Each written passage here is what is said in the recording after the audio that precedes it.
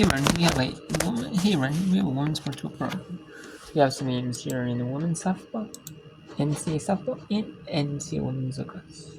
We have Massachusetts at Dartmouth, Tennessee State at Chattanooga in softball. We have Boston University Colgate, UMass Lowell and Dartmouth. There's a lot of games in lacrosse time because the lacrosse season ends now, or the regular season is, and then we have the conference tournament play going on now before that, and then it'll be the conference tournaments next week in the week, before the NCAA tournaments next week. Tomorrow there's gonna be a lot of games on too. Here there's going to be the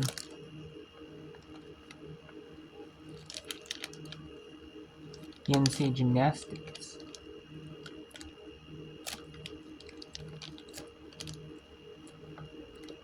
And there are two teams on at once. And then we have two matches, Jacksonville, Costa Rica, Denver, Cora. And there's a bunch of softball in conference play too much. Usually that's not the case. And then there's a bunch of conference play on. There's some non-conference, but there's also some conference, but they're non-conference. So I'll show you all that as well if I can, when I can. So.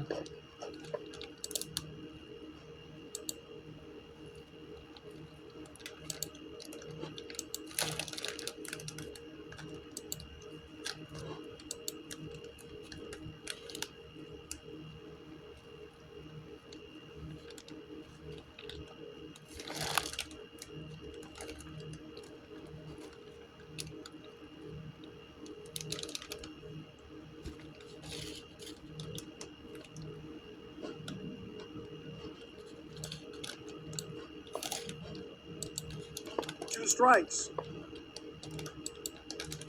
Fagan's pitch to Stevenson. In Dartmouth, it's not the best weather in Dartmouth here. And also Dartmouth has a lacrosse match going on and a softball match going on, but you can see, the fans of that with one fan of that with a raincoat on. Like a raincoat on.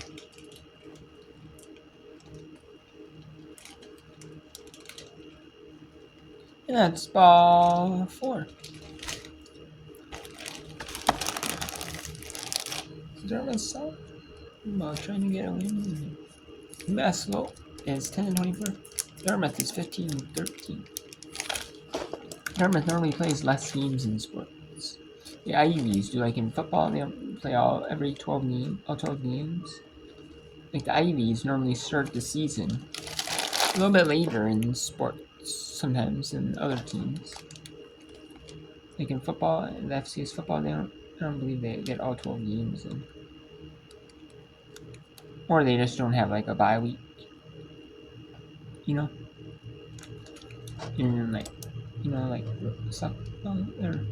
some teams have like 40 games and like Chattanooga's over 40 games and like UMass has like 35 and so Dartmouth only has 28. So we have Boston U and Colgate in the match here in the Patriot. Boston University 7-6, 2-4. Colgate 7-6, 3-3. UMass Lowell 11-2, 5-1. America East games. Well, Dartmouth is 7-5, 1-4 in the Ivy League.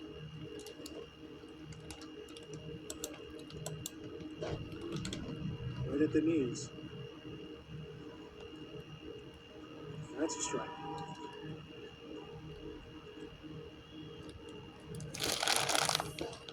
Nowhere to put Brooke Mush.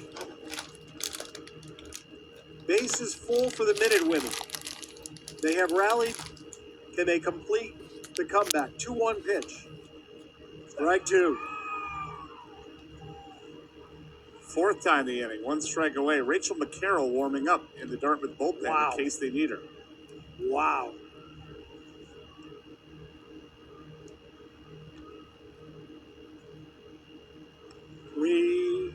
2. The runners are going to be off with the pitch, so a base hit's going to score a minimum of 2, possibly 3.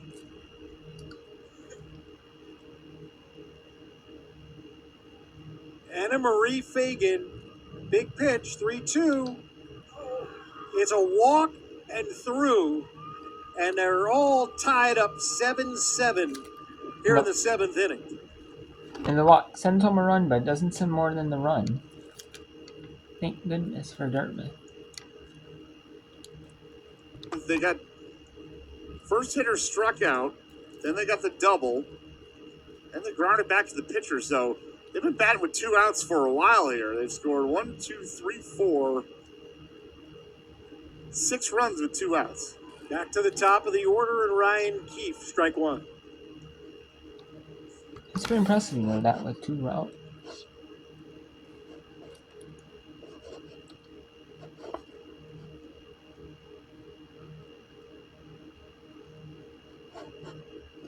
A ball, it's 1-1.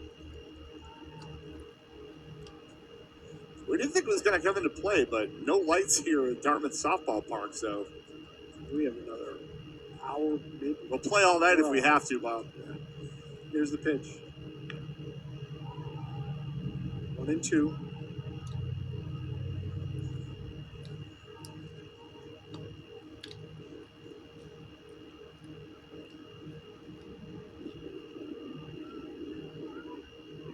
Fagan ready to deliver. And a popper to the pitcher will end the inning. But UMass sends 12 to the plate and scores 6 times in the top of the 7th inning. They were down 6 coming into the frame, which means we'll go to the bottom of the 7th. Dartmouth will see if they can walk it off. Brand new ball game. Softball in Hanover, tied at 7 on ESPN. How do I start a savings habit? How to start shaving a rabbit. If you want a simpler way to build a habit of being... Let's go to Boston University and Colgate in a Patriot League Conference lacrosse match. Colgate with the lead here. 9-7. Evenly matched in non-conference in overall record. Colgate is 4-3 in non-conference. Boston University is 5-2 in non-conference. So they're on the game apart. The 1 game more better record for Boston University record. Colgate has a game worse record. Colgate does have a game up on in the Patriot League though. And you can see the cold and rainy day.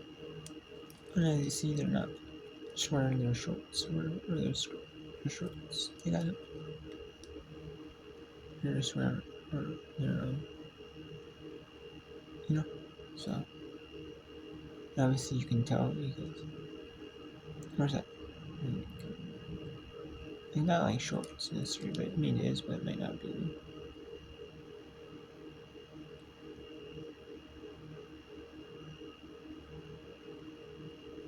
Maybe a little more of that. Most of the players are, not all of them, but not are.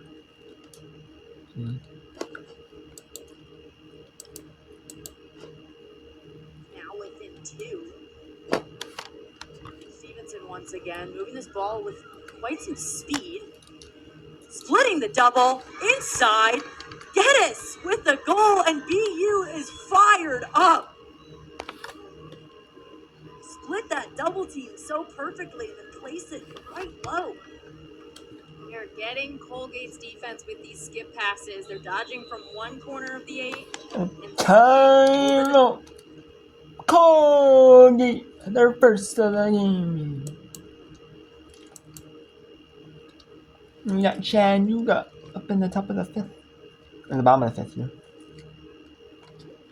Tennessee State and the University of Tennessee at Chattanooga. 30-11 Chattanooga is either 8-3 in Southern Conference play. While Tennessee State's 20-3 team, 10-7 in the Ohio Valley Conference. And UMass wants to get a win here, or force the 8th inning. I mean, they've gotten no lights here at the team, so they've only got like like till about 30 Eastern, maybe 7:30, 7:40 Eastern, before it gets called due to the weather, due to daylight.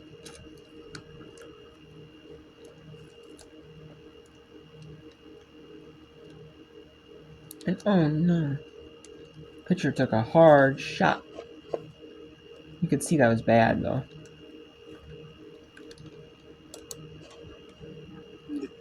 Layla Hennessy goes to third. You know, the pitchers, a lot of them, not all of them, but a lot of them wear that mask, Bob, because you're so close to home plate. And just no time to react on the screaming line drive up the middle. And I think we're going to step aside here. Be right back, 7-7 in the seventh. Hey, baby. Is that him? Okay, so now to our Dartmouth lacrosse game. I don't think a lot of people are out though because of the colder temperatures here. I mean, yeah, the spring is kind of one of those, where it could be depends where you are, especially in the up north up here. And I've noticed that too here. It's not super warm out, but it's not super. It's warm some days, and colder some days. I mean, here we have the winds coming from the Gulf of Mexico. So, it's a little warmer than what I mean. It's a little warmer, but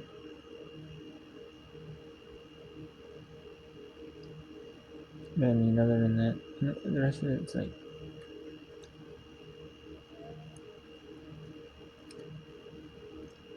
but yeah.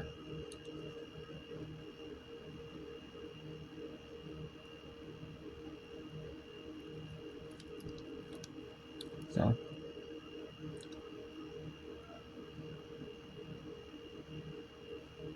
And it is kind of raining here too, so it's not the best weather, but.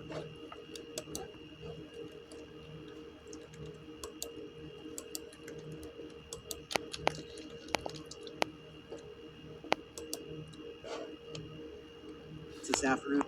It might be. It is either rain or a little snow because there's some snow there. In Massachusetts, in New Hampshire, at northeast. So we're all the snow here, but it's really dry up here. For a couple years, it's been pretty dry, in those winters, but I mean, it's the.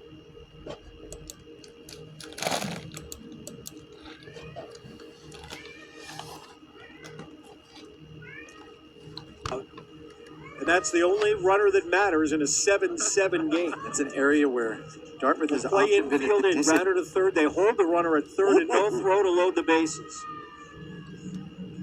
Yeah, Thormeyer tried the okey-doke there, faked the throw, trying to catch Hennessy napping, but good heads-up base running by Hennessy not to get off the bag and get herself out.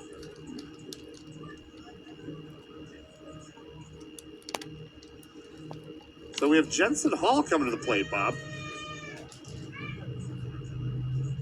This might be first at bat in a while here. It is her first at bat of the year. How about this decision by Coach Williams? Replacing the center fielder. I don't think she'd go to center field.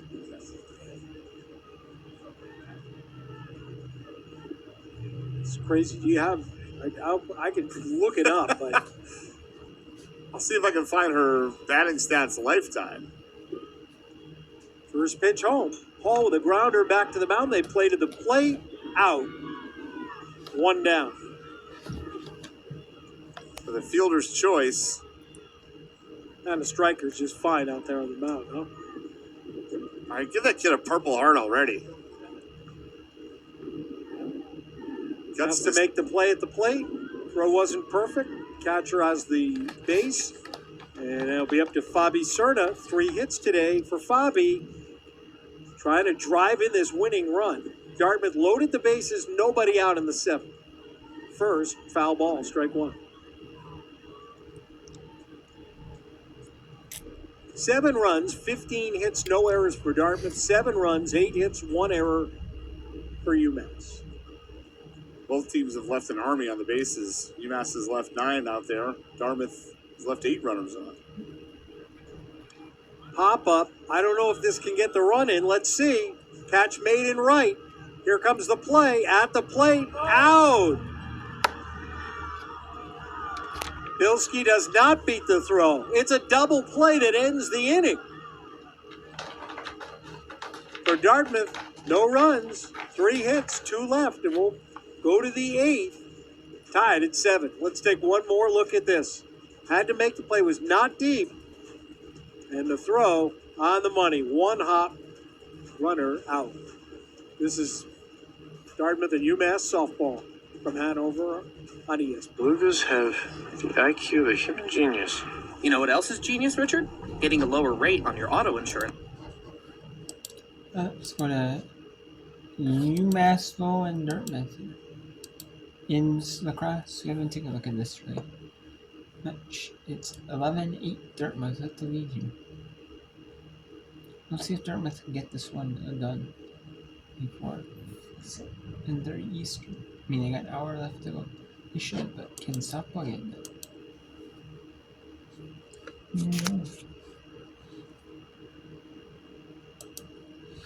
A couple of games ago against UMBC, set the program record with 9 points in a single game. 6 of those were goals.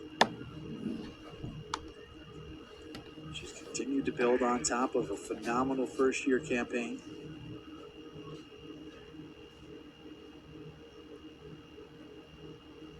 A 4-point afternoon here today, now over 30 points on the season, 32 to be precise.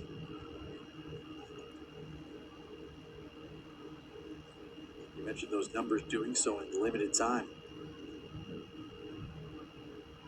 Draw control win for the Big Green. Kendall working it ahead. Bennett will carry it wide as Dartmouth will change out personnel. It's an interesting game here today because for as large as the lead has been for Dartmouth, it's been all the way up to 5. For as much as they seemed in control of this game, this is still gettable for the Riverhawks. Just a 3-goal deficit with just under 4 minutes to go here in the third quarter. But they've got to start at this end.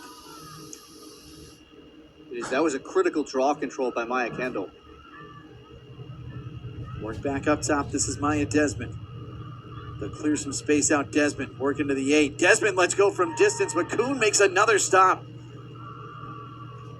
1 save off of her career high. If not for the play of Kuhn and net, this game could look a whole lot different right now. Foul whistle down against the Big Green, so restart coming here for the Riverhawks.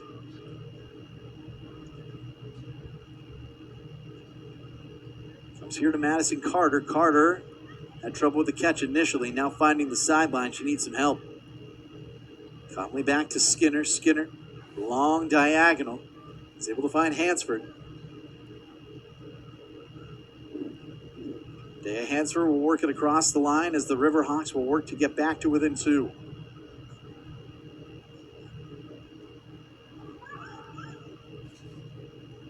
Hilbert was free for a moment. Up top it comes Hansen. Goldie has been the driving force of the offense here today. Goldie, little hesitation. Work here to Leiden. Leiden dancing behind the crease. Flipping to Catlin. Catlin can't find space. Well, Okay, so let's go to Tennessee State Chattanooga. Chattanooga leads Tennessee State 4-0.